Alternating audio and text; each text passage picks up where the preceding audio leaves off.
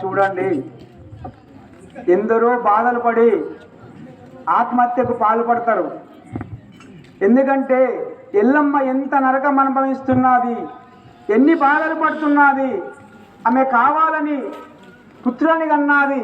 ఆ పుత్ర శోకానికి వాళ్ళు పెట్టిన బాధలకు తట్టుకోలేక ఎన్నో బాధలు అనుభవించిన కానీ 12 సంవత్సరంలో ఒక్క దినము దాకా ఆ యొక్క కుమారులకు భర్త జాడ చెప్పది.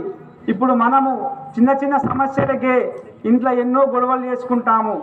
ఆత్మహత్యకు కూడా పాల్పడతారు ఎందరో. ఎందుకంటే ఈ జన్మ మళ్ళీ రాదు. ఎన్నో జన్మల పుణ్యఫలంతో ఈ జన్మం వచ్చినది. ఈ జన్మ అయితే 82,000 సంవత్సరాలు, 82,000 జీవులు జన్మలు ఎత్తితే కానీ మనకు మానవ జన్మ రాదు. ఆ జన్మలు దాటితే కానీ మనకు రాదు.